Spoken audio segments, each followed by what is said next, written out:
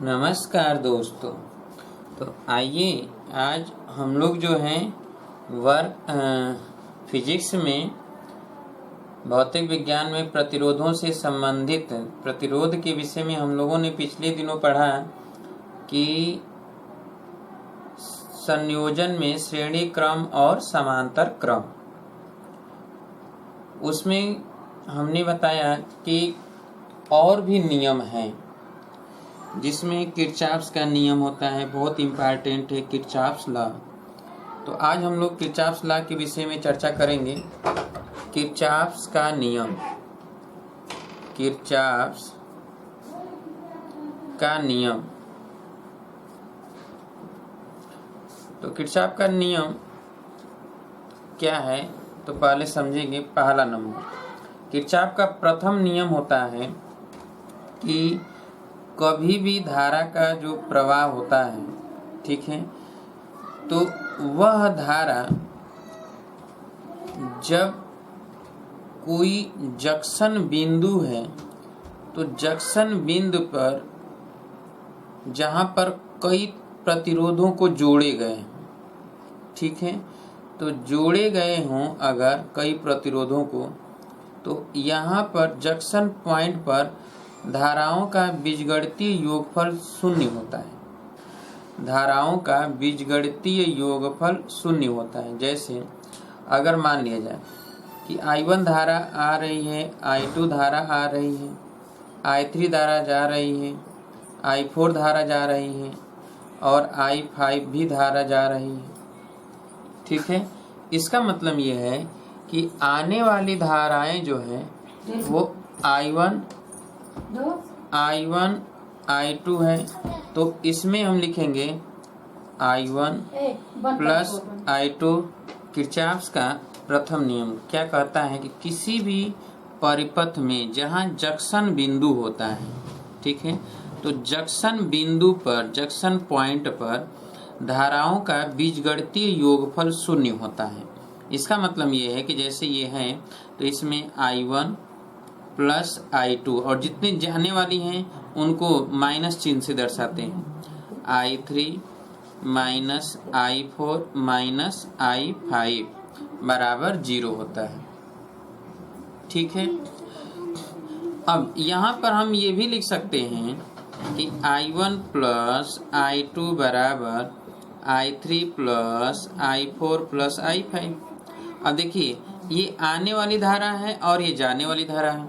इसका मतलब ये है कि आने वाली धाराओं का योगफल बराबर होता है जाने वाली धाराओं का योगफल। हम ये भी कह सकते हैं किसी भी बिंदु पर आने वाली धाराओं का योगफल बराबर होता है जाने वाली धाराओं का योगफल, ठीक है। तो अब ये प्रथम नियम है, ये किरचॉफ्स का प्रथम नियम है। तो लिख लिया जाए इसको। लिखिए किरचॉफ्स का नियम, किरचॉफ्स का नियम, किरचॉफ का नियम। लिखिए किरचॉफ्स ने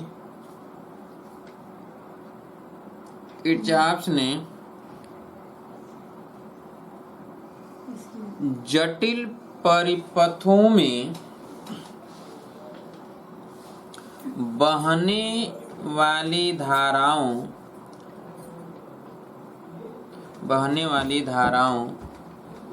तथा प्रतिरोधों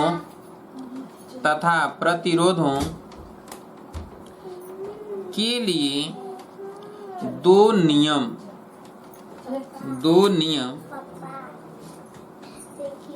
दिया जिनके माध्यम से हम बहुत आसानी से जटिल परिपथों में धारा तथा तुल्य प्रतिरोध ज्ञात कर लेते हैं। इन्होंने यह नियम ज्ञात कर लेते हैं। इन्होंने यह नियम सन 1842 ईस्वी में सन 1842 ईस्वी में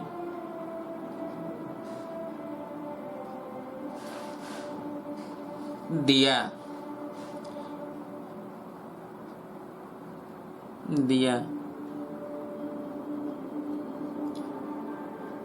इनके अनुसार अब लिखिए प्रथम नियम, किरचॉफ का प्रथम नियम, किरचॉफ का प्रथम नियम, किरचॉफ का प्रथम नियम लिखिए किसी परिपथ के जंक्शन बिंदु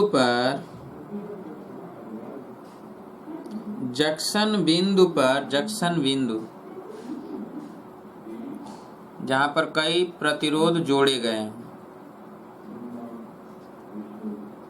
जंक्शन बिंदु पर धाराओं का बीजगणितीय योगफल शून्य होता है। धाराओं का बीजगणितीय योगफल शून्य होता है अथवा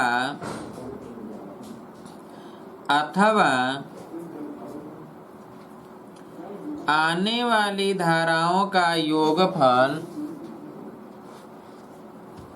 जाने वाली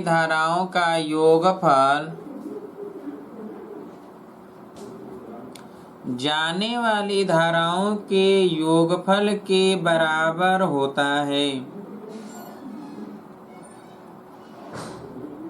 जाने वाली धाराओं के योगफल के बराबर होता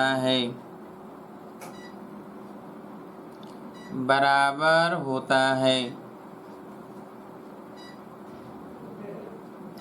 जैसे इस चित्र को बनाइए और ये लिख लीजिए, दर्शा दीजिएगा कि आने वाली धारा ये और जाने वाली धारा ये।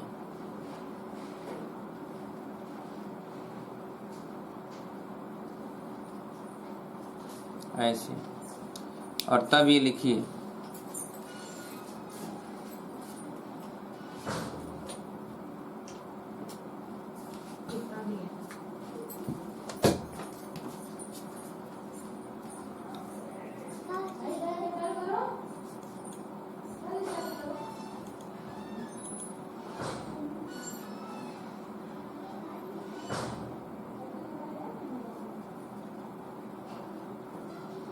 हो गया। चलिए अब दूसरा नियम लिखिए, किरचॉफ संबंधी दूसरा नियम। तो दूसरा नियम क्या है पहले समझ लीजिए, फिर लिखिएगा किरचॉफ का दूसरा नियम, और उसके बाद हम एग्जाम्पल बताएंगे, तब आपको अच्छी तरह से समझ में आएगा।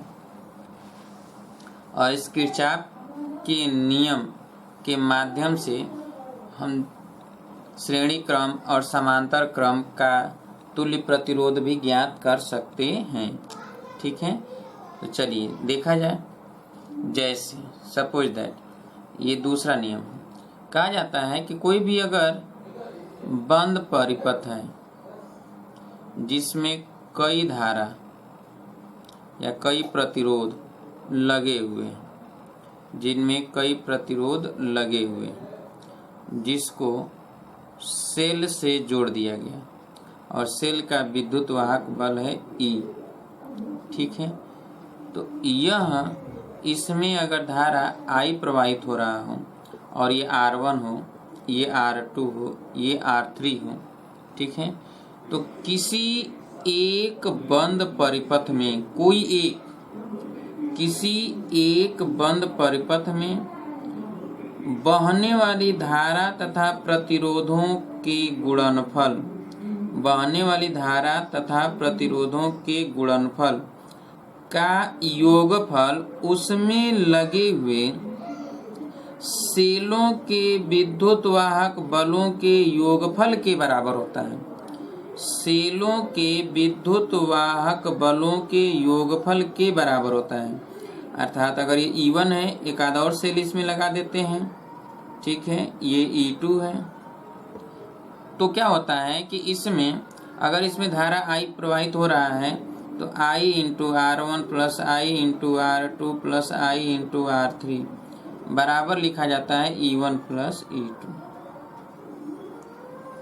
ये होता है, ठीक है। अब अगर सपोज दैट, जैसे मान लीजिए कि ये जोड़ा गया है, अगर ये ऐसा होता कि 3 सेल लगे होते, सपोज दैट जैसे यहाँ पर एक प्रतिरोध ये है, एक प्रतिरोध ये है, एक प्रतिरोध ये है, ठीक है, और इसमें सेल लगे हुए हैं ऐसे E1 E2 और एक लगा हुआ है उल्टा ये E3, ठीक है। ये है E1, ये है E2, ये है E3 और ये है R1, ये है R2 और ये है R3। ये इसमें धारा I प्रवाहित हो रहा है। तो अब इसमें क्या होगा कि जैसे E1 E2 देखिए इधर प्लस है इधर प्लस माइनस, तो ये तो श्रेणी क्रम में है, लेकिन यहाँ पलट गया है, इसका माइनस इधर है और इसका प्लस इधर है। तो इसमें क्या होता है कि जो उल्टा सेल होता है वो ऋणात्मक उसका वैद्युत वाहक बल होता है, ठीक है। तो यहाँ पे क्या हो जाएगा कि हम लिखेंगे I into R1 plus I into R2 plus I into R3 बराबर लिखेंगे यहाँ पर कि E1 प्लस E2 और माइनस E3 करेंगे, ठीक है, बराबर E1 plus E2 minus E3। अब ये नहीं कि सब कुछ प्लस ही कर दे, ऐसा नहीं, ये देखा जाता है कि किधर प्लस है किधर माइनस है और धारा किधर बह रहा है, प्रवाहित हो रहा है। तो धारा की दिशा में जितने सेल जुड़े होंगे तो प्लस होंगे और धारा के विपरीत दिशा में अगर सेल जुटे होंगे तो माइनस कर दिया जाता है। क्लियर है? तो इसे लिखिए दूसरा नियम में कि किसी बंद परिपथ में किसी बंद परिपथ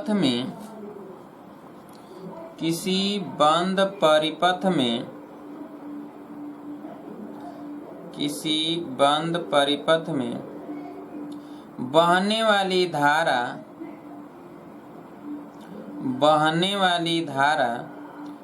तथा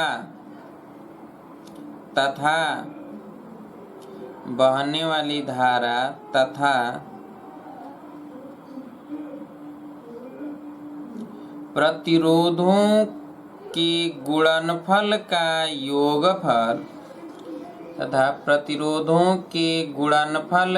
योगफल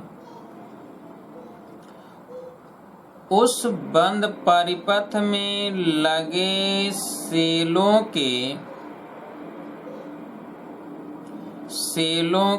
विद्युत वाहक बलों के योगफल के बराबर होता है।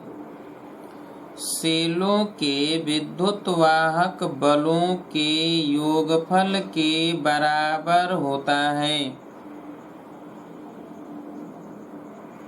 सेल के विद्युत वाहक बलों के योगफल के बराबर होता है, ठीक है। जैसे ये बना लीजिए,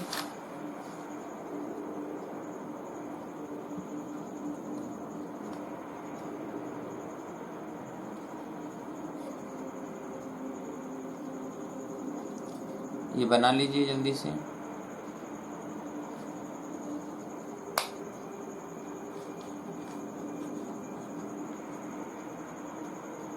बनाकर और ये लिख लीजिए और दूसरा ये भी बना लीजिएगा। दूसरा ये भी परिपथ बनाइए, ये पहला नंबर परिपथ बनाइए और ये दूसरा नंबर, दोनों में ही लिखिए। इसके लिए ये लिखिए और इसके लिए ये लिखिए।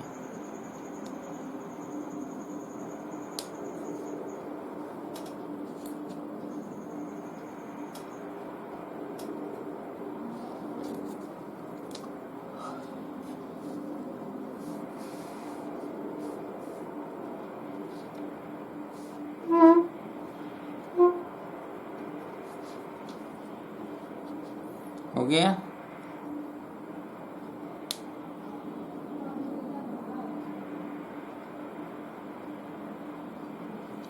हो गया?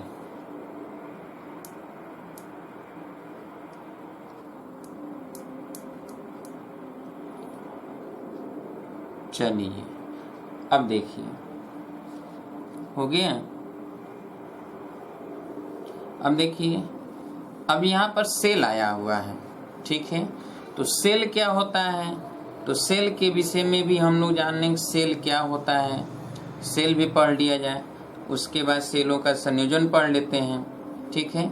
फिर हम किरचॉफ नियम के द्वारा न्यूमेरिकलों को सॉल्व करेंगे। क्योंकि सेल आ गया है तो सेल यहीं पढ़ लिया जाए, ठीक है। तो वैद्युत सेल, तो वैद्युत सेल क्या होता है, ठीक है। वैद्युत सेल, तो वैद्युत सेल यह एक ऐसा युक्ति होता है जो रासायनिक पदार्थ को रासायनिक ऊर्जा को वैद्युत ऊर्जा में परिवर्तित करता है। रासायनिक ऊर्जा को वैद्युत ऊर्जा में परिवर्तित करता है, ठीक है। सेल एक ऐसा युक्ति होता है जो रासायनिक ऊर्जा को वैद्युत ऊर्जा में परिवर्तित करता है। आपके सिलेबस में बहुत कम ही दिया है, बहुत ज़्यादा डिटेल में सेल के कितने प्रकार के सेल होते हैं, ठीक है। सेल अलग अलग प्रकार के होते हैं और हर तरह के सेल कैसे बनाए जाते हैं, वो तमाम बातें जो हैं, जो डिटेल होता है वो डिटेल आपके सिलेबस में नहीं है। केवल हम लोग पढ़ेंगे वैद्युत सेल क्या होता है। तो वैद्युत सेल के विषय में अगर कोई पूछता है तो सीधे हम यही कहेंगे कि यह एक ऐसा युक्ति होता है जो रासायनिक ऊर्जा को किस में बदलता है, विद्युत ऊर्जा में बदलता है। उसे हम क्या कहते हैं, वैद्युत सेल, ठीक है। अब यह रासायनिक ऊर्जा को विद्युत ऊर्जा में परिवर्तित करता है। तो इसमें क्या होता है कि यह जो बनाया जाता है, इसको बनाने के लिए एक पात्र लेते हैं और इस पात्र में केमिकल पदार्थ को हम रख देते हैं, ठीक है। और इसमें जो है एक जो है धनोड होता है और एक जो है ऋणोड। तो एक प्लस सिरा होता है धनात्मक और एक माइनस होता है, ठीक है। जो प्लस सिरा होता है उसे एनोड कहा जाता है और जो माइनस सिरा होता है उसे कैथोड कहा जाता है, ठीक है। जो प्लस सिरा एनोड और माइनस सिरा को कैथोड कहा जाता है। अब देखिए, जब यह सेल होता है, यह क्या है, सेल है जिसमें दो प्लेट लगे होते हैं। अब इसी के माध्यम से सेल जो बनाए जाते हैं, तो जो शुष्क सेल होता है, सेल के प्रकार में कई प्रकार के सेल होते हैं, तो शुष्क जो सेल होता है वो पात्र ही, जो ये पात्र है, ये पात्र ही कैथोड का कार्य करता है।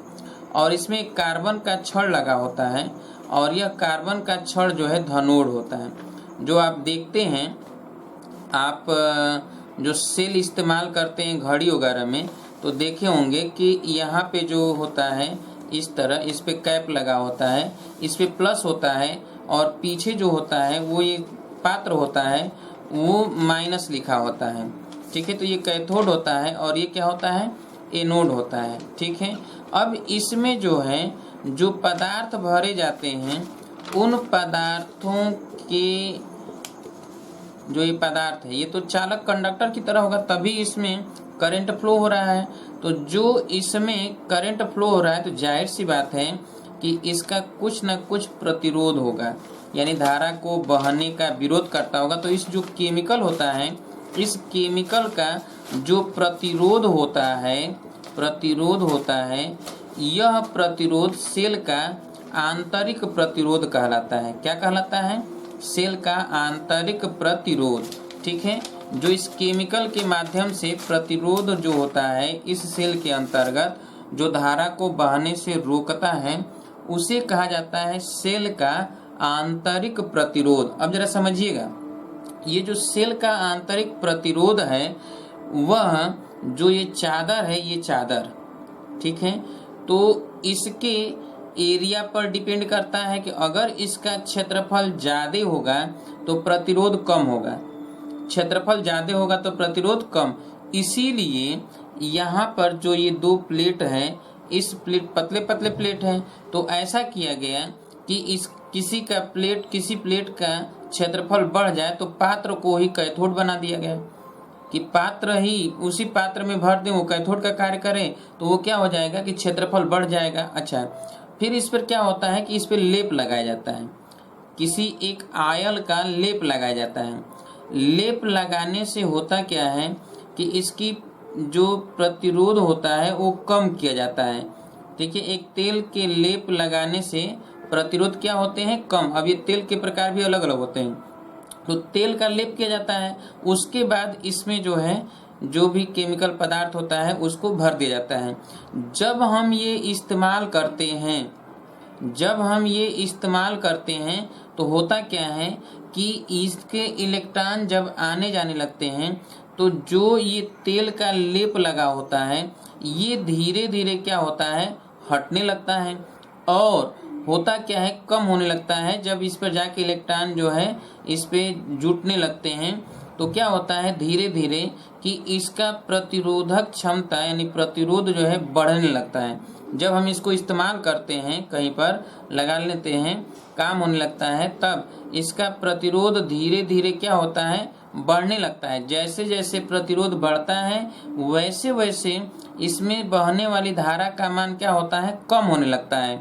और धारा का मान जब कम होगा और धारा एकदम शून्य हो जाएगा, इसका मतलब प्रतिरोध बहुत ज़्यादा बढ़ गया, तो प्रतिरोध मैक्सिमम हो जाता है। ये प्रतिरोध जो बढ़ता है उसके कारण ये जो यहाँ के केमिकल होते हैं वो जाकर इस पर धीरे धीरे चिपक कर और ये मोटा लेयर बना लेते हैं। जब आप देखेंगे कि नया जब सेल खरीदेंगे और सेल को जब अगर आप तोड़ेंगे, फाड़ेंगे, तो तुरंत पूरा का पूरा उसमें जो केमिकल होता है वो पूरा गोल उसी तरह सिलेंडर की तरह निकल जाएगा, नए सेल को अगर फोड़ेंगे तब। लेकिन जो डिस्चार्ज सेल होता है उसको अगर आप फोड़ेंगे तो उसका जो पात्र होता है वो आप देखेंगे कि वो पूरी तरह से निकल नहीं पाएगा, बल्कि वो चिपचिपा उसी में जाकर चिपका रहता है।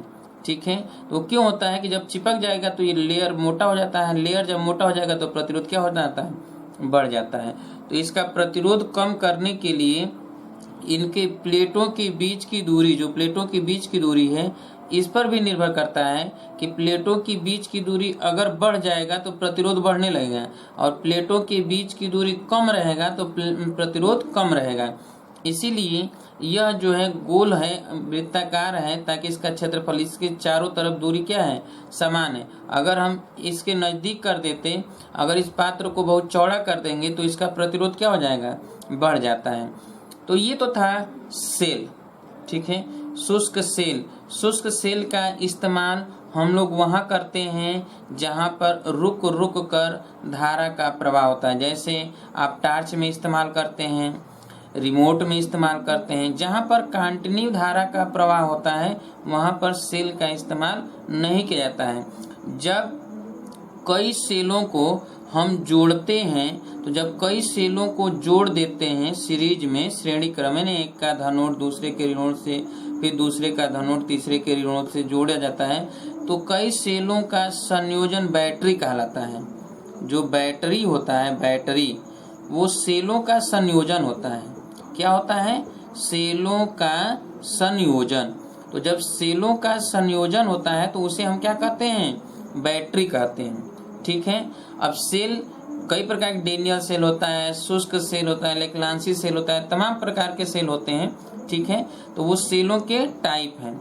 अच्छा, इसमें क्या होता है कि जो सेल होते हैं वो सेल मुख्यतः दो प्रकार के पढ़े जाते हैं। दो प्रकार के सेल होते हैं, जिसमें एक होता है प्राथमिक सेल, दूसरा होता है द्वितीयक सेल। प्राथमिक सेल केवल हम केमिकल एनर्जी को वैद्युत ऊर्जा में ही परिवर्तित कर पाते हैं, वो प्राथमिक सेल कहलाता है। क्या होता है, प्राथमिक सेल। तो प्राथमिक सेल में क्या होता है कि सिर्फ रासायनिक ऊर्जा को विद्युत ऊर्जा में परिवर्तित कर पाते हैं। ठीक है, चेंज करते हैं, रासायनिक ऊर्जा को वैद्युत ऊर्जा में हम चेंज करते हैं, परिवर्तित करते हैं। तो ये तो प्राथमिक सेल हो गया, जैसे शुष्क सेल है। अब देखिए, दूसरा होता है द्वितीयक सेल। द्वितीयक सेल क्या करता है कि उसमें दो काम होता है। एक तो रासायनिक ऊर्जा को हम वैद्युत ऊर्जा में भी बदलते हैं और वैद्युत ऊर्जा को रासायनिक ऊर्जा में स्टोर भी करते हैं। ठीक है, यानी वैद्युत ऊर्जा को रासायनिक ऊर्जा में परिवर्तित किया जाता है और रासायनिक ऊर्जा को वैद्युत ऊर्जा में परिवर्तित किया जाता है, तो उसे कहा जाता है द्वितीयक सेल। क्या कहते हैं? द्वितीयक सेल। द्वितीयक सेल में जैसे वो चार्जेबल सेल होता है। क्या होता है? Chargeable cell. हम लोग सेल पढ़ते हैं तो चार्जेबल सेल, जैसे कि आप देखे होंगे कि बहुत सारे सेल आते हैं जो चार्ज होते रहते हैं। घड़ी वगैरह में देखे होंगे कि बहुत सारे ऐसे यंत्र होते हैं, मशीन आजकल आ रहे हैं जिसमें जो है आप लगा देते हैं तार तो वो चार्ज भी हो जाता है, फिर तार हटा देते हैं। तो जैसे मोबाइल की बैटरी है तो मोबाइल के अंतर्गत जो सेल लग रहा है वो क्या है? द्वितीयक सेल है। उसको आप चार्ज कर लेते हैं, उसके बाद उसका इस्तेमाल करते रहते हैं। ठीक है, तो द्वितीयक सेल। तो द्वितीयक सेल क्या होता है कि वो वैद्युत ऊर्जा को केमिकल में भी बदलता है, रासायनिक ऊर्जा में बदलता है और रासायनिक ऊर्जा को वैद्युत ऊर्जा में बदलता है, तो उसे हम कहते हैं द्वितीयक सेल। और प्राथमिक सेल सिर्फ रासायनिक ऊर्जा को वैद्युत ऊर्जा में बदलने का काम करता है। तो ये थे सेल के प्रकार। ठीक है, प्राथमिक और द्वितीयक सेल। ठीक है, अब इन्हें हम लोग जो है थोड़ा लिख लेते हैं कि सेल क्या होता है। और देखिए, सेल के अंतर्गत जब हम कभी भी सेल को जोड़ते हैं, ठीक है, तो सेल के टर्मिनलों को अगर जोड़ दें, जैसे ये सेल है, इसके टर्मिनल को हम जोड़ दें तो एकांक आवेश को एक सिरे से दूसरे सिरे तक ले जाने में जितना कार्य होता है उसे ही कहा जाता है वैद्युत वाहक बल, सेल का विद्युत वाहक बल। तो सेल का जो विद्युत वाहक बल होता है, विद्युत वाहक बल, ये सेल का विद्युत वाहक बल को ई से डिनोट किया जाता है। और यह होता है कि एकांक आवेश को ऋणात्मक सिरे से धनात्मक सिरे तक ले जाने में, या धनात्मक सिरे से ऋणात्मक सिरे तक, एक सिरे से दूसरे सिरे तक ले जाने में, एक प्लेट से दूसरे प्लेट तक ले जाने में किया गया कार्य वैद्युत वाहक बल कहलाता है सेल का। तो जैसे आप जानते हैं कि कार्य हुआ Q कूलाम के आवेश को ले जाने में कार्य W हुआ, तो एक कूलाम आवेश को ले जाने में कितना होगा? तो W/Q। और ये तो जानते हैं कि जूल प्रति कूलाम को हम वोल्ट कहते हैं। जूल प्रति कूलाम को क्या कहते हैं? वोल्ट।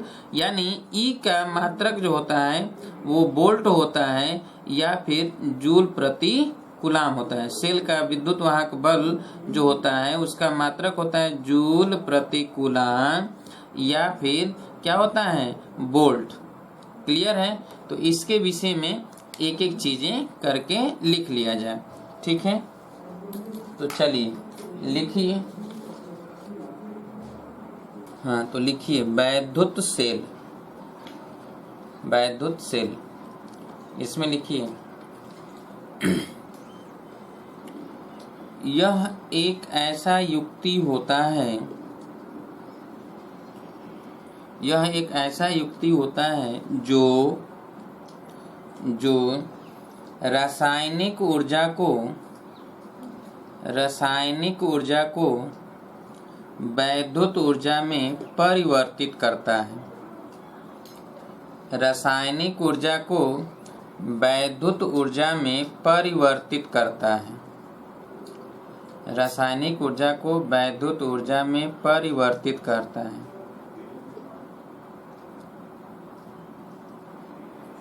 यह दो प्रकार के सेल होते हैं। यह दो प्रकार के सेल होते हैं। पहला प्राथमिक सेल, दूसरा द्वितीयक सेल।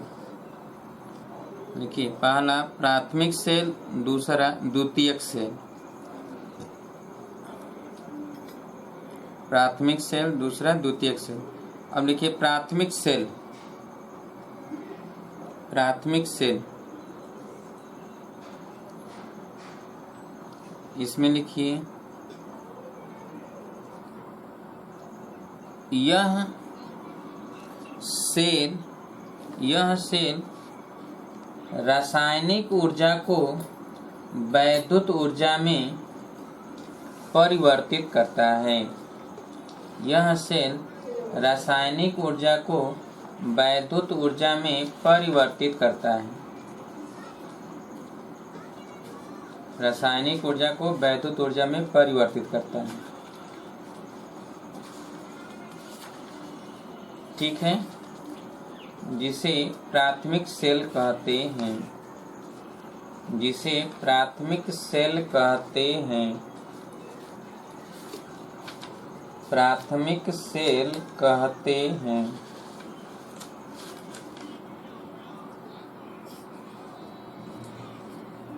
प्राथमिक सेल कहते हैं। द्वितीयक सेल लिखिए। द्वितीयक सेल।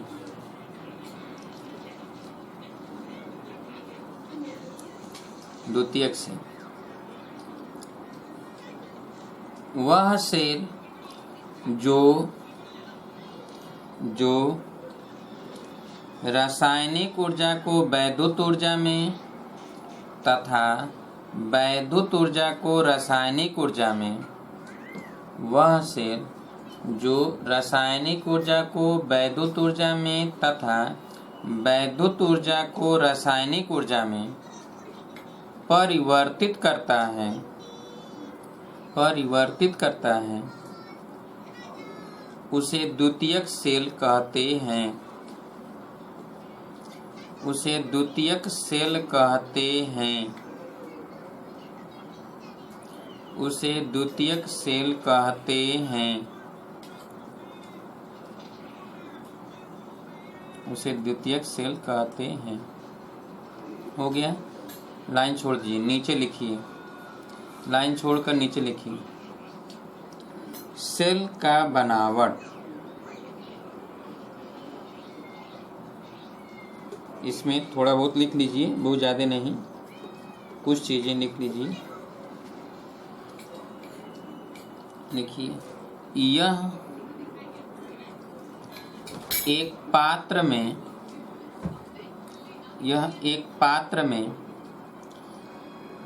रासायनिक पदार्थ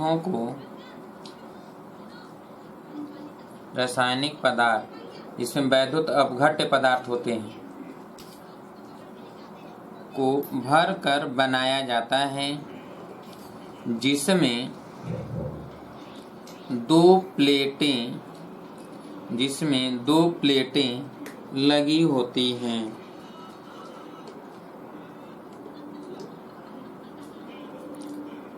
दो प्लेटें लगी होती हैं। धनात्मक प्लेट व ऋणात्मक प्लेट। धनात्मक प्लेट व ऋणात्मक प्लेट। धनात्मक प्लेट को एनोड तथा ऋणात्मक प्लेट को कैथोड कहते हैं। धनात्मक प्लेट को एनोड व ऋणात्मक प्लेट को कैथोड कहते हैं।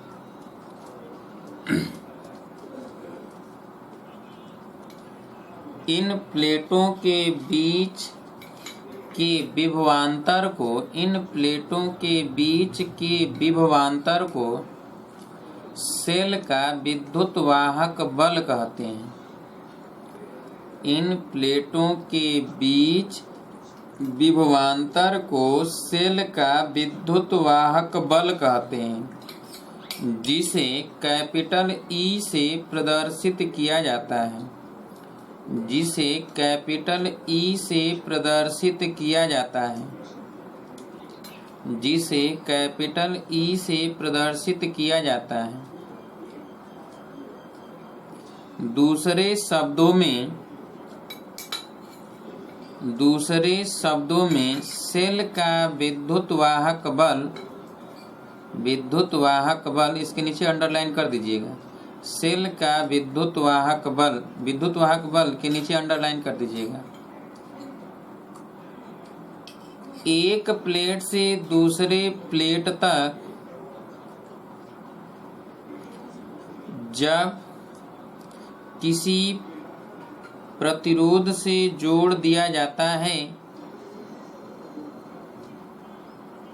या प्लेटों को शॉर्ट करा दिया जाता है तो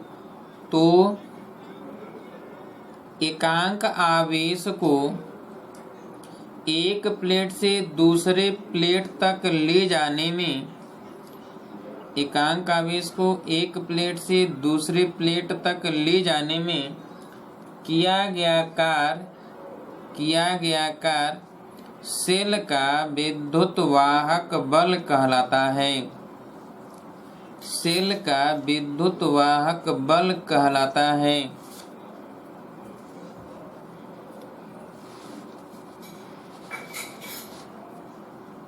इस सेल के अंतर्गत जो रासायनिक पदार्थ होता है उसमें प्लेटों के बीच विद्युत धारा को प्रवाह करने में अथवा इलेक्ट्रॉनों के गमन करने में, इलेक्ट्रॉनों को गति कराने में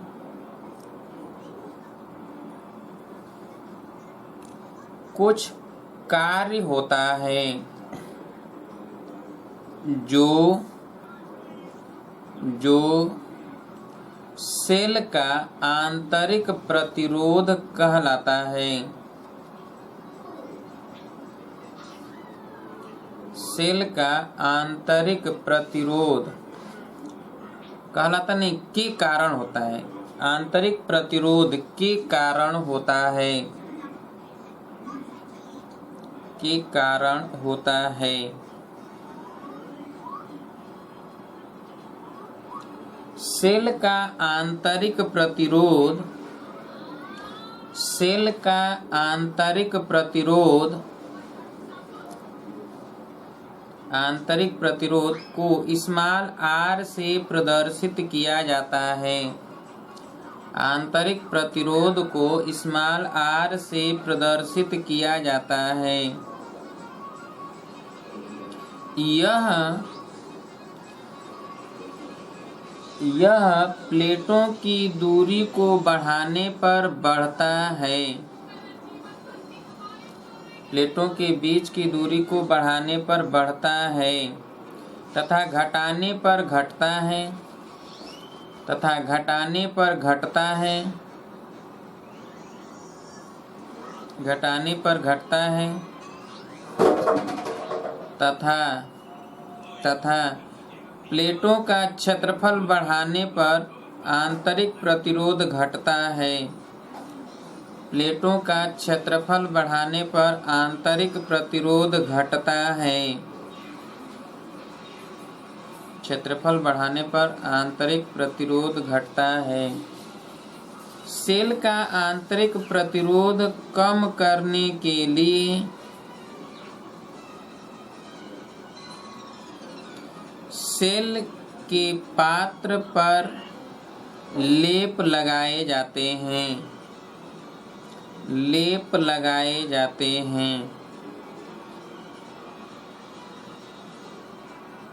लेप लगाए जाते हैं, जिससे सेल का आंतरिक प्रतिरोध कम हो जाता है, जिससे सेल का आंतरिक प्रतिरोध कम हो जाता है।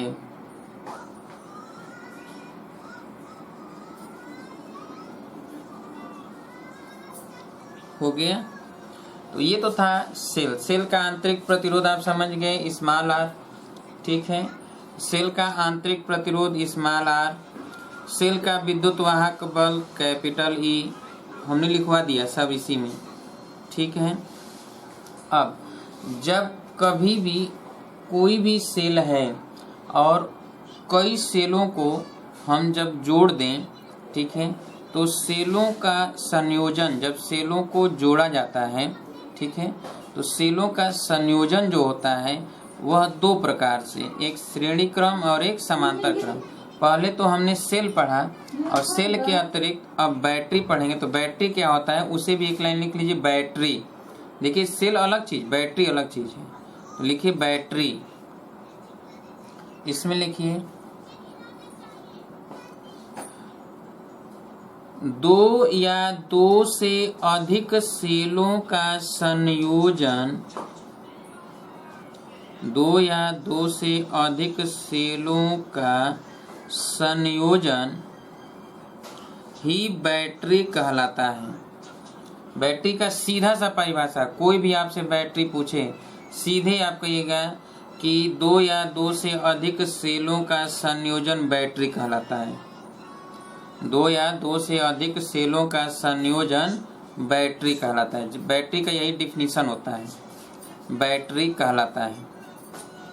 आप देखे होंगे कि 24 वोल्ट का बैटरी हो या 12 वोल्ट की बैटरी हो, जो आप देखते हैं कि कार वगैरह में लगी होती हैं, या फिर आप इन्वर्टर में इस्तेमाल करते हैं, तो उसमें देखे होंगे आप कि छोटे, जैसे अगर आप इन्वर्टर की बैटरी देखेंगे तो उसमें कई ऐसे बॉक्स होता है, इसमें आप देखे होंगे कि जो जोड़े जाते हैं वो इधर जोड़ा जाएगा, फिर इधर जोड़ा जाता है, फिर यहाँ पे होगा तो इधर जोड़ा जाता है, ऐसे जोड़ा जाता है ना। तो जो यहाँ पर ये होता है ये कंडक्टर होता है, चालक होता है, और यहाँ प्लेट हो गया, यहाँ प्लेट हो गया, ये प्लस सिरा है, ये माइनस सिरा है। तो इसमें जो है आप देखेंगे कि इधर इधर इधर इसमें प्लेट पड़े होते हैं, ठीक है। तो इसमें कई सेल है ना, ये अलग अलग सेल हैं, सेलों का जोड़कर हम क्या बना लेते हैं, बैटरी बनाते हैं। तो आप देखेंगे जब आप जाएंगे बैटरी बनवाने के लिए तो पहले व्यक्ति यही पूछेगा 12 वोल्ट की बैटरी है, तो 12 वोल्ट की बैटरी, एक छोटा भी बैटरी 12 वोल्ट की मिलती है, ऐसा नहीं है कि बहुत बड़ा ही मिलेगा। तो वो पूछेगा, सबसे पहला काम वो पूछेगा कितने प्लेट की बैटरी चाहिए। तो आप प्लेट बताइए, 7 प्लेट, 9 प्लेट, 11 प्लेट, 12, जो भी हैवी हो, क्षमतावान हो, अधिक समय तक चले, ये तमाम बातों का आप ध्यान रखेंगे। तो ये सभी चीज़ें हैं, लेकिन ये आगे जाएंगे जब आप टेक्निकल चीज़ पढ़ेंगे तब इन सब चीज़ों की जानकारी आपको होगी। अभी यहाँ पर केवल आपके सिलेबस में तो ये भी नहीं है, पर हमने तो बहुत कुछ लिखवा दिया। आपके सिलेबस में इतना बहुत ज़्यादा डिटेल नहीं है, पर और भी हम लिखवाते, पर हमने बहुत शार्ट करके जो है लिखवाने का प्रयास किया ताकि कम समय में आपको अधिक से अधिक जानकारी हो जाए, ठीक है। तो ये था बैटरी, सेलों का संयोजन बैटरी कहलाता है। अब चलिए हम लोग जो है सेलों को जोड़ेंगे। तो सेलों को श्रेणी क्रम में और समांतर क्रम में जोड़ा जाता है, ठीक है। तो सेलों को श्रेणी क्रम में जोड़ेंगे, तो सेलों का श्रेणी क्रम में संयोजन, ठीक है। तो जब कई सेल श्रेणी क्रम में जोड़े जाते हैं तो कैसे जोड़े जाते हैं, तो एक का धनात्मक सिरा दूसरे का ऋणात्मक सिरा ऐसे अगर जुटे हैं तो इसे कहते हैं श्रेणी क्रम। इसे क्या कहते हैं, श्रेणी क्रम, ठीक है। तो इस तरह जोड़ा जाता है, तो ये श्रेणी क्रम कहलाता है। क्या कहलाता है, श्रेणी क्रम। जब सेलों को श्रेणी क्रम में जोड़ते हैं तो एक का प्लस सिरा दूसरे का माइनस सिरा से, दूसरे का माइनस सिरा तीसरे के प्लस सिरा से ऐसे जुड़ता है, तो हम कहते हैं कि यह सीरीज में जुटा है।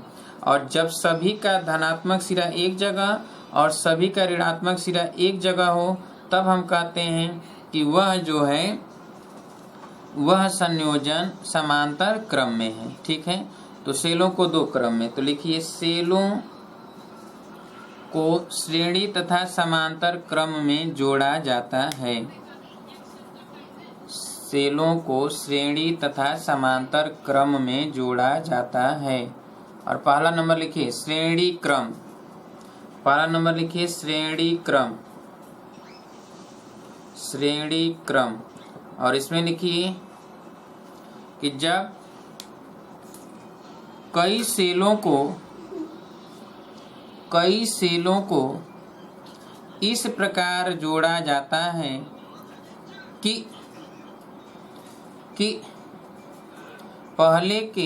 पहले सेल के ऋणात्मक सिरा दूसरे सेल के धनात्मक से, ऋणात्मक सिरा दूसरे सेल के धनात्मक से तथा दूसरे का धनात्मक सिरा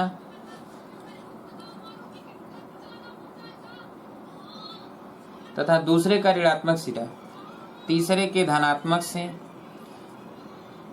इस क्रम में जोड़ा गया संयोजन श्रेणी क्रम कहलाता है, श्रेणी क्रम कहलाता है। लाइन छोड़िए, और नीचे लिखिए यदि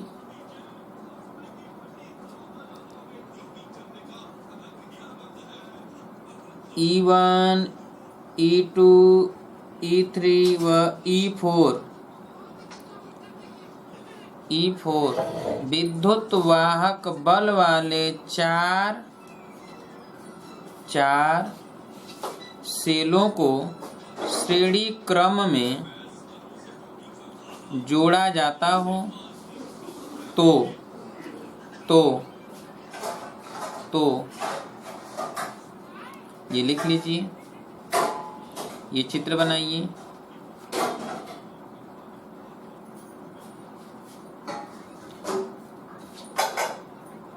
अच्छा, प्रत्येक का आंतरिक प्रतिरोध R1, इस तरह प्रत्येक का आंतरिक प्रतिरोध को इसमें ऐसे लिखा जाता है।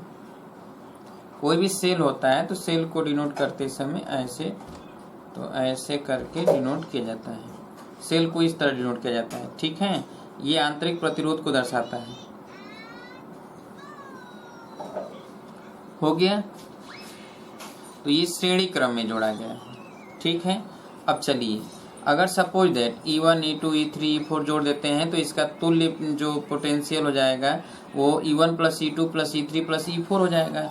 अब देखिए, जब हम जो है किसी ऐसे n सेलों को हम जोड़ दें श्रेणी क्रम में, ठीक है, n सेलों को श्रेणी क्रम में जोड़ देते हैं, ऐसे n सेलों को श्रेणी क्रम में जोड़ दिया जाए और इसे जो है एक लोड रेजिस्टेंस से जोड़ दिया गया कैपिटल R से, ठीक है। अब देखिए, ये है E, ये भी E, सब एक ही सेल है, ठीक है। अलग अलग भी हो सकते हैं, एक ही सेल है। इसका आंतरिक प्रतिरोध R, इसका भी आंतरिक प्रतिरोध R, सभी R है, ठीक है। तो अगर इसमें धारा I प्रवाहित होता है तो हमने अभी पढ़ा किरचॉफ के नियम के अनुसार कि इसमें जितने भी प्रतिरोध हैं तो प्रतिरोध कैपिटल R लोड रेजिस्टेंस है और स्मॉल r ये n होंगे।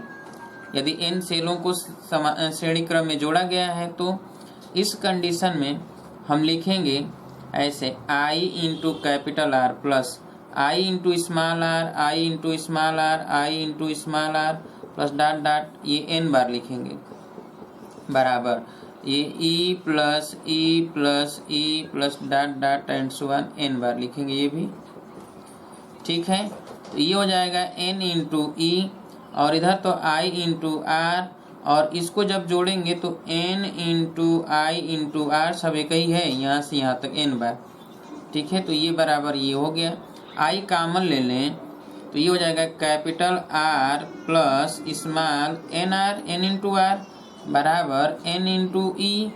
अब देखिए, तो I बराबर हो जाएगा तो I बराबर हो जाएगा n into E upon capital R into NR।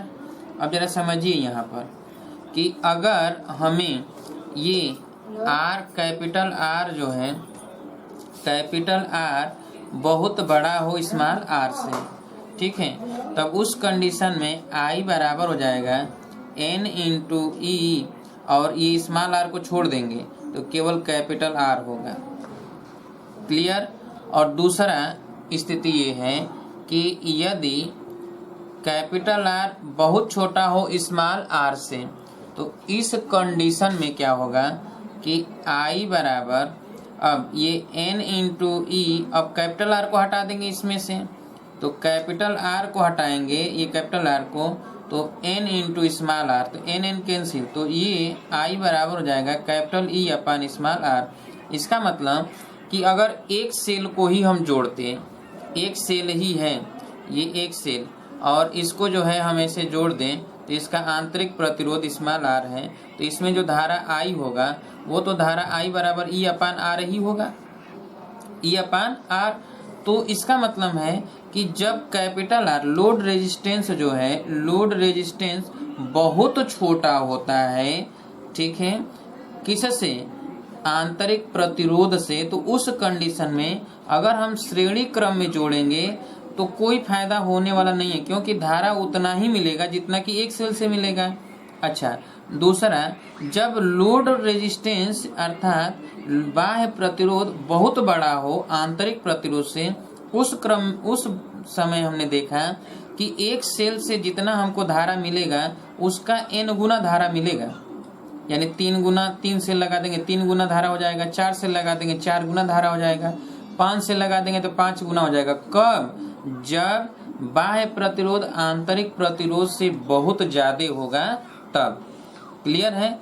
तो इसका मतलब ये है कि हमको जब बाह्य प्रतिरोध बहुत ज्यादा होगा तो श्रेणी क्रम में जोड़ने पर धारा हमें ज्यादा मिलेगा, और बाह्य प्रतिरोध बहुत कम हो जाएगा तो श्रेणी क्रम में जोड़ने से कुछ फायदा होगा। 10 सेल लगाएंगे तो भी कोई फायदा होने वाला नहीं है, क्योंकि एक ही सेल से जितना हमको धारा मिलेगा उतना ही सेल हम 10 सेल लगाएंगे तो भी मिलेगा, तो हम क्यों जोड़ेंगे?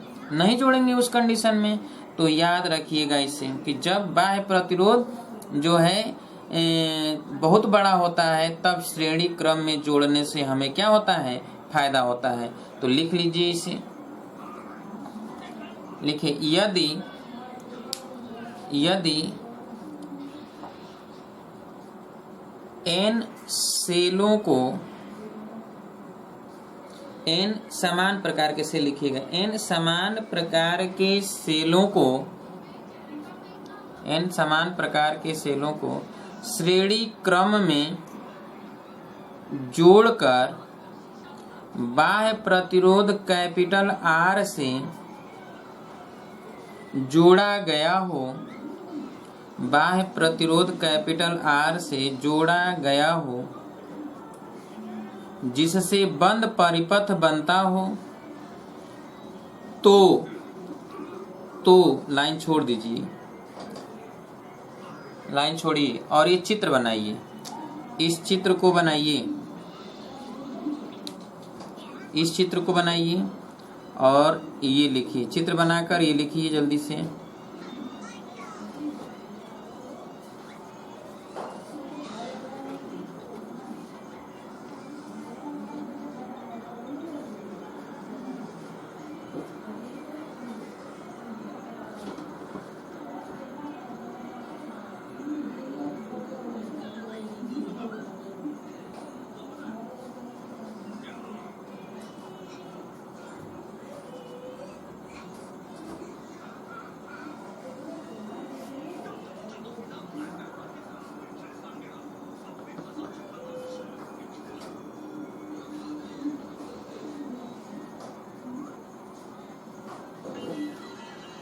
हो गया? ये लिख लिया आप? सब लिख लीजिए पूरा। और ये I बराबर capital N into E upon capital R plus NR।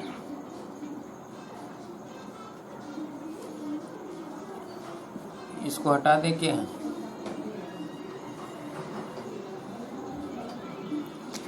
I बराबर क्या लिखा है आपने? N into E upon capital R plus N into R, ऐसे। अब इसमें पहला केस कैपिटल R बहुत बड़ा हो स्मॉल r से, तो I बराबर N into E upon capital R।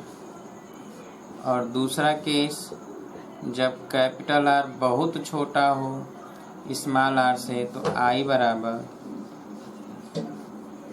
N into E अपान NR। तो NN काट दीजिए तो E अपान R हो गया। लिख लिए?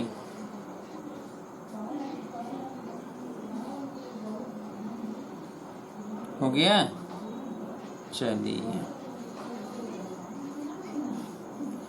ये तो था श्रेणी क्रम। अब लिखिए समांतर क्रम। समांतर क्रम, समांतर क्रम जब दो या दो से अधिक सेलों के धनात्मक सिरों को एक साथ या धनात्मक प्लेटों को एक साथ तथा ऋणात्मक प्लेटों को एक साथ जोड़ दिए जाते हों, सभी के एनोड को एक साथ, सभी के कैथोड को एक साथ जोड़ दिए जाते हों,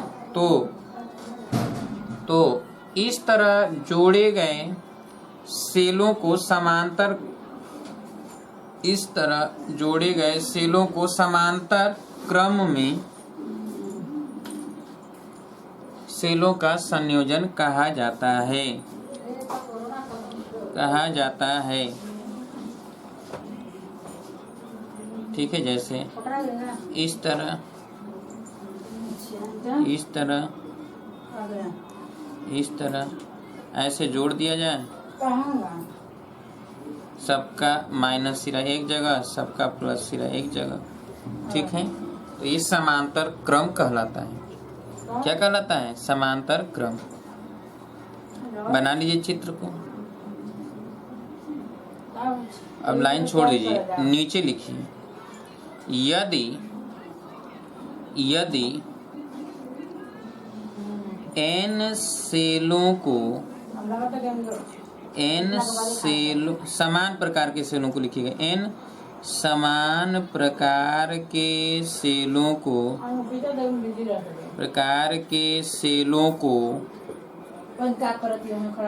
जिनका विद्युत वाहक बल कैपिटल E व आंतरिक प्रतिरोध स्मॉल r हो, को समांतर क्रम में जोड़कर बाह्य प्रतिरोध कैपिटल R से जोड़ा जाता हो,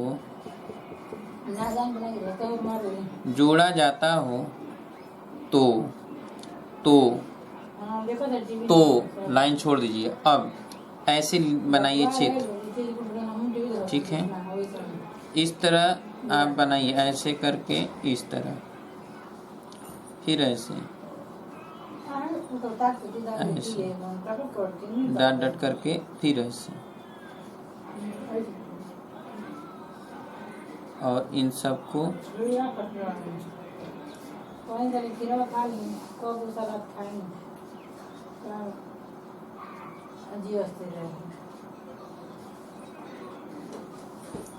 और इसको जो है लोड रेजिस्टेंस कैपिटल R से जोड़ा गया।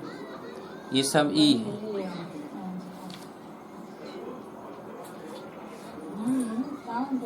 ठीक है, अब देखिए यहाँ पर जरा समझ लीजिए कि जब इस तरह हमने जोड़ दिया तो यहाँ पर क्या होगा कि अब देखिए ये E है, ये क्या है? Small r। जब हमने समांतर क्रम में जोड़ दिया तो इस समांतर क्रम में जोड़े गए जो यहाँ से यहाँ तक तो समांतर क्रम है, इसके साथ ये श्रेणी क्रम में होगा ना, तो ये R समांतर क्रम में जोड़े गए हों तो इसका तुल्य प्रतिरोध क्या होगा? तो जो स्मॉल r n प्रतिरोध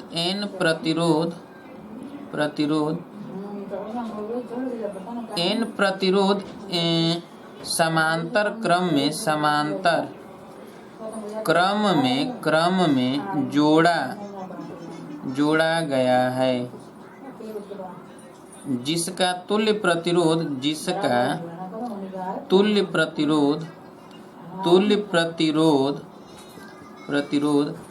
R dash, capital R dash हो, तो यह कैपिटल R से श्रेणी क्रम में जुटा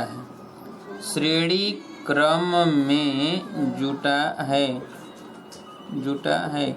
जरा इसको लिख लीजिए, N प्रतिरोध समांतर क्रम में जोड़ा गया है, N प्रतिरोध समांतर क्रम में जोड़ा गया है, जिसका तुल्य प्रतिरोध R डैश हो तो यह तुल्य प्रतिरोध R डैश हो तो यह बाह्य प्रतिरोध कैपिटल R के साथ श्रेणी क्रम में जुटा है। बाह्य प्रतिरोध कैपिटल R के साथ श्रेणी क्रम में जुटा है। श्रेणी क्रम में जुटा है। अब देखिए, जब श्रेणी क्रम में जुटा है तो 1/R डैश पहले निकालें, तो ये तो समांतर क्रम में है ना, R डैश स्मॉल r तो ऐसे 1/R करें तो ये क्या हो जाएगा, 1/R, तो ये n बार लिखेंगे तो ये हो जाएगा स्मॉल n/R 1/R डैश। तो R डैश बराबर हो जाएगा स्मॉल R/n। ठीक है। अब जब कैपिटल R श्रेणी क्रम में है तो इसके साथ श्रेणी क्रम में है कैपिटल R, तो हम लिख देते हैं कैपिटल R के साथ श्रेणी क्रम में है R डैश। अब R डैश व R श्रेणी क्रम में है, इसलिए तुल्य प्रतिरोध श्रेणी क्रम में है, इसलिए लिख देते हैं तुल्य प्रतिरोध में, इसलिए R dash plus capital R यह तुल्य प्रतिरोध होगा। क्या होगा, तुल्य प्रतिरोध होगा। लिख लीजिए पहले इतना पहले लिखिए। ये समांतर क्रम में आता है 1/R डैश बराबर ये 1/R plus 1/R plus 1/R small r, n बार लिखिए। 1/R डैश बराबर स्मॉल n/R, तब R डैश बराबर स्मॉल R/n, R डैश बराबर स्मॉल R/n। लाइन छोड़ दीजिए। अब नीचे लिखिए, अब R डैश व कैपिटल R श्रेणी क्रम में है, अतः अब R डैश व R श्रेणी क्रम में है, अतः R dash plus capital R तुल्य प्रतिरोध होगा। क्या होगा, तुल्य प्रतिरोध होगा। अब मान लिया जाए कि इसमें धारा प्रवाहित हो रहा है क्या, I। कौन सा धारा प्रवाहित हो रहा है, I। तो अब यहाँ पर लिखेंगे I into R plus I into R dash बराबर लिखा जाएगा E। क्या लिखेंगे, E। ठीक है। अब देखिए E केवल चूंकि समांतर क्रम में तो सेल का विद्युत वाहक बल E ही है, सभी का E है तो E ही रहेगा, अलग तो I नहीं कि NE कर देंगे, ऐसा नहीं। तो चलिए E हो गया। तो अब यहाँ I कॉमन ले लें या I बराबर लिखें तो E upon capital R plus R dash capital. अब देखिए यहाँ पर I बराबर हो जाएगा E अपान कैपिटल R और कैपिटल R डैश जो है वो हो जाएगा capital R dash small R/n, तो स्मॉल R/n। अब देखिए स्मॉल R/n हो गया, तो इसको अगर हम सॉल्व करें तो I बराबर हो जाएगा n इंटू E अपान n into capital R plus small r। तो ये लिख लीजिए सॉल्व करके, ये यहाँ सॉल्व करिए। अब यहाँ लिख दीजिएगा, अब I into R plus I into R dash बराबर कैपिटल E, तब I बराबर ये लिखिए,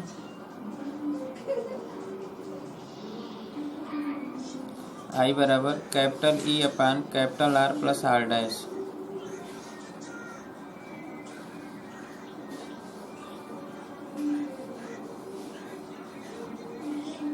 हो गया।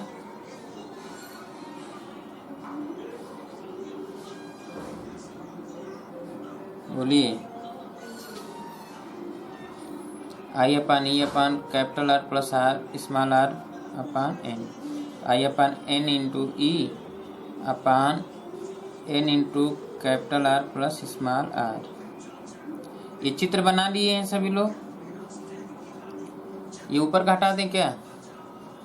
चलिए अब देखिए जरा यहाँ पे थोड़ा यहाँ पर देखा जाए कि आई बराबर क्या है, आई बराबर एन इंटू ई अपान है N into capital R plus small r. पहला शर्त, यदि कैपिटल आर बहुत बड़ा हो स्मॉल आर से, ठीक है, जब कैपिटल आर बहुत बड़ा हो स्मॉल आर से तो इसमें मान रख दे, तो इसका मतलब स्मॉल आर को हटाना पड़ेगा, ये निगलेक्ट हो जाएगा।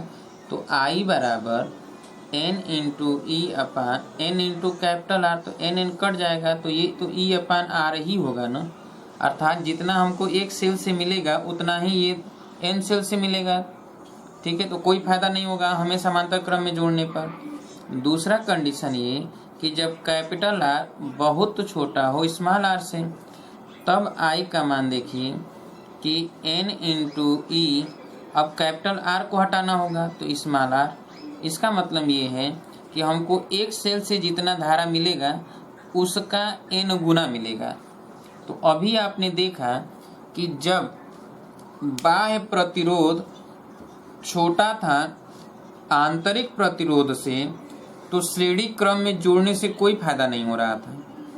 तो जब हमें ऐसा पता हो कि जहाँ पर हम सेल को जोड़ने जा रहे हैं कई सेलों को, और अगर बाह्य प्रतिरोध ज़्यादा है आंतरिक प्रतिरोध से, सेल पर लिखा होता है, उस कंडीशन में जब सेलों को हम श्रेणी क्रम में लिखें, श्रेणी क्रम में जोड़ेंगे, जब बाह्य प्रतिरोध छोटा हो आंतरिक प्रतिरोध से, उस क्रम में अगर हम श्रेणी क्रम में जोड़ेंगे तो कोई फायदा नहीं होगा, तब धारा का मान उतना ही रहेगा, बल्कि समांतर क्रम में जोड़ेंगे तो धारा का मान बढ़ जाएगा।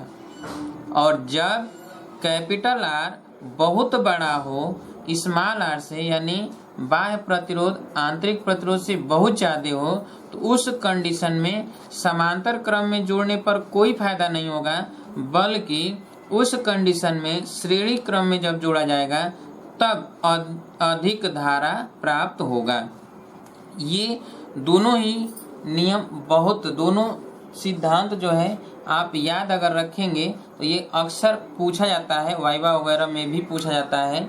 आप जब वाइवा देंगे तो भी पूछा जाता है, कॉम्पिटिटिव एग्जाम में भी पूछे जाते हैं कि धारा का मान अगर अधिक करना है और सेल का बाह्य प्रतिरोध दिया होगा आंतरिक प्रतिरोध, तो आपसे पूछ सकता है कि श्रेणी क्रम में जोड़ना चाहिए कि समांतर क्रम में जोड़ना चाहिए। तुरंत आप निकालिएगा कि बाह्य प्रतिरोध बड़ा होगा अगर आंतरिक प्रतिरोध से, तो आपको श्रेणी क्रम में जोड़ना होगा, और बाह्य प्रतिरोध छोटा हो जाए और आंतरिक प्रतिरोध बड़ा हो जाए तो उस समय समांतर क्रम में जोड़ना चाहिए। क्लियर है? तो आज हम लोगों ने पढ़ा सेलों का संयोजन, श्रेणी क्रम तथा समांतर क्रम में सेलों का संयोजन। क्लियर है? उम्मीद है कि आप सभी लोगों को आज समझ में आया होगा सब कुछ, क्योंकि बहुत ही हमने शॉर्ट भी बताया और प्रयास किया कि एक एक चीज़ आप लोगों को समझ में आ जाए। आपके एनसीईआरटी में तो बहुत ही कम दिया है और इतना ज़्यादा दिया नहीं है, पर जानना आपको ज़्यादा आवश्यक था, इसीलिए हमने ये बता दिया। ठीक है, तो कल मिलेंगे तो आगे आपको किरचॉफ के नियम का हम कैसे इस्तेमाल करेंगे। अब देखिए यहाँ पर भी किरचॉफ के नियम का ही इस्तेमाल किए हैं, तभी तो सेलों का ये संयोजन आया है, नहीं तो नहीं आता। सेल का विद्युत वाहक बल हम जोड़ रहे हैं तभी आया है। तो हम आगे अब इसी का इस्तेमाल करेंगे, किरचॉफ के नियम के माध्यम से ही हम परिपथ में प्रतिरोध ज्ञात करेंगे, या किसी प्रतिरोध में धारा का मान ज्ञात करेंगे, या किसी प्रतिरोध के सिरों के बीच विभवांतर ज्ञात करेंगे। ठीक है, तो कल मिलेंगे ठीक इसी समय, तो हम चर्चा करेंगे। आप लोग जितना अधिक से अधिक हो सके खूब दोस्तों यारों को बताइए और जोड़ने का प्रयास करिए। ठीक है, और जो लोग एडमिशन लिए हैं तो वो लोग तो अलर्ट हैं टेस्ट देने के लिए, तो बहुत जल्दी ही टेस्ट पेपर आप लोगों को मिलेगा, और हम एक दिन पहले बताएंगे कि टेस्ट है और वो टाइमिंग बता देंगे ताकि उस समय आप फ्री होकर पेपर दें। ठीक है, तो कल मुलाकात होगी, तब तक के लिए नमस्कार दोस्तों।